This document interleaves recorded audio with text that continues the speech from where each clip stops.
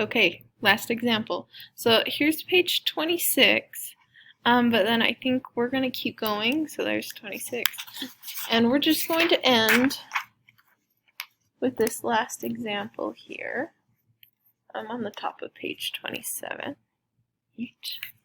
Let's jump into it. So add a vector whose magnitude is 10 newtons and its angle is negative 13 degrees from the negative y-axis to one whose magnitude is 11 newtons at a positive 15 degrees from the positive y-axis. Okay, so let's talk through this. First, if we're calling this 0, this would be positive direction for degrees, right? And so if I were to go positive 45 degrees from the positive x-axis, I'd be right here. Now, if I were to go positive 45 degrees from the negative x-axis, I'd be right there, okay? So we have negative 13 degrees, so opposite direction, negative 13 degrees from the negative y, okay? So here's my negative y-axis, and we're going to go negative 13 degrees. Now, 13 is really small, and let's see, we're doing 10 newtons compared to 11, right? So it's going to look something like that, okay? And even that, I feel like I've drawn the angle a little too big, but that's okay. So this angle there, that is our negative 13 degrees, but the direction shows you that it's negative, so we're not including that negative in our calculation. This is just, this angle right there is 13 degrees. And we have a magnitude of, what is it, 10 newtons. Okay, and I'm going to call this one vector A. And then we have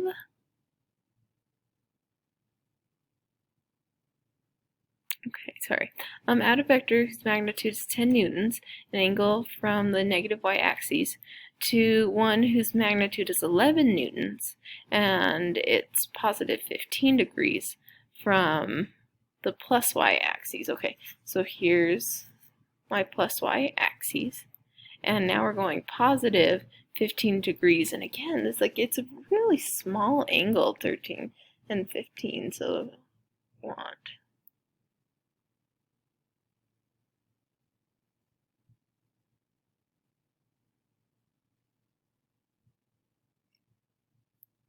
okay, so this is 15 degrees, and our magnitude is 11 newtons. We're going to call this vector B. Okay? Alright, so let's give this a go. We need our x and our y components of both A and B. Let's look at these triangles. See how opposite from this angle is actually a sub x is the opposite, and a sub y is the adjacent. And we have the same situation here. Opposite is b sub x, and adjacent is going to be b sub y. Okay, so if we're looking for the x values, we're going to use the trig function where we have the opposite, so that would be the sign. So a sub x is going to equal the magnitude, which was 10 newtons, and then the opposite, so that would be sine 13. Okay. And a sub y would be 10 newtons cosine, because it's adjacent to 13 degrees. So let's run that.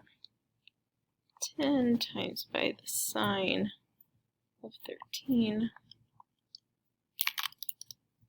So this is 2.2495 newtons, and then cosine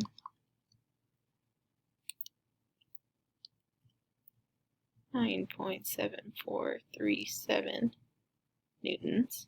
Okay. Now let's look at our B. So B sub x, and again, x is opposite, so that's going to be magnitude of 11 newtons multiplied by the sine of 15 degrees. And then B sub y is going to be 11 newtons cosine 15 because it's adjacent. So 11 times by the sine of 15. And make sure you have your calculator out and you're working along with me so that you're getting good practice as to how to use your calculator. So that when you get to the test, that's not a new foreign thing for you. You feel confident in your ability to work your own calculator. That just comes through practice. Practice and hard work. Okay, so then this is 10. Okay, so we know our x and our y components now. And so our resultant vector, c, is c sub x plus c sub y, and that's the same thing as a sub x plus b sub x, and then a sub y plus b sub y. Okay. So c resultant is going to be before we jump into this, we got to decide, are these positive or negative values? Okay. So for a, my x component is in the negative x direction. So I'm going to put a negative sign on there. And then my y component is in the negative y, so that's going to be negative as well. Okay. And then for my b, my x is in the negative x direction, and then my y is in the positive. Okay, so we'll leave that one. So a sub x is negative 2.2495 newtons plus a negative 2.847 newtons. And then the y, a sub y is negative 9.7437 newtons. And I'm going to add that to 10.625 newtons.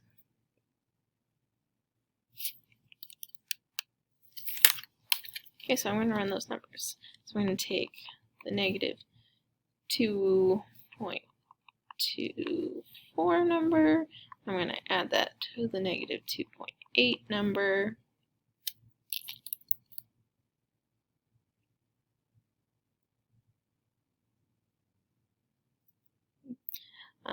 And then take negative 9 value.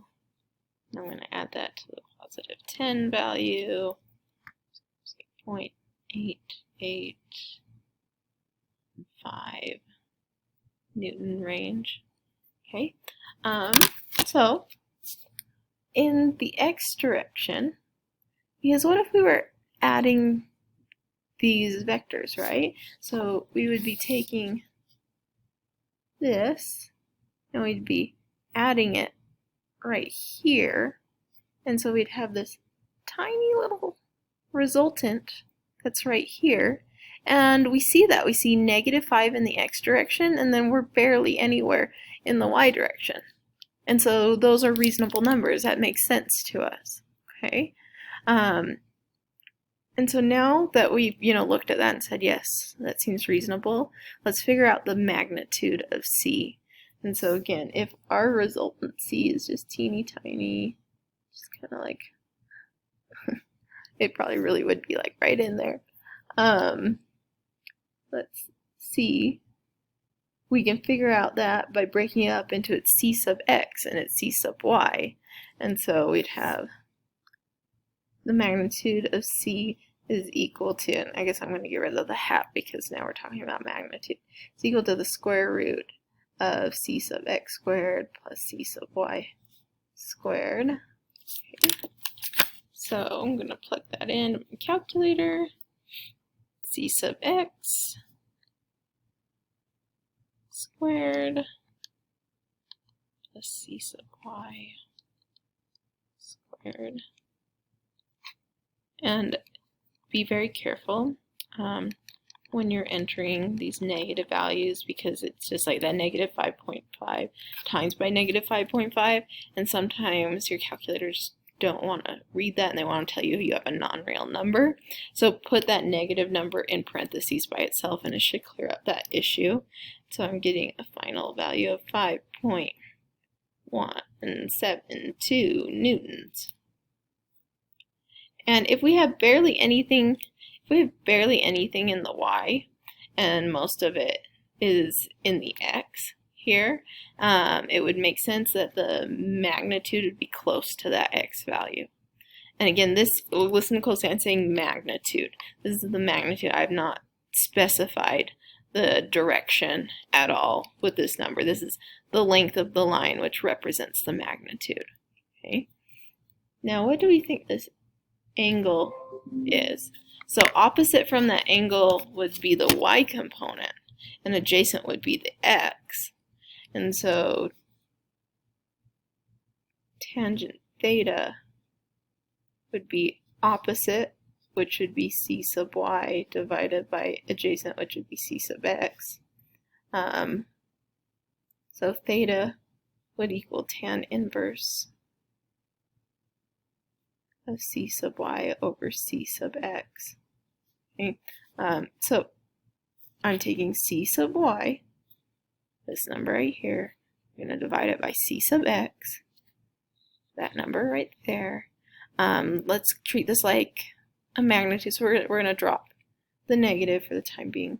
And then we're going to take the tan inverse of that fraction value. So tan inverse 0.8.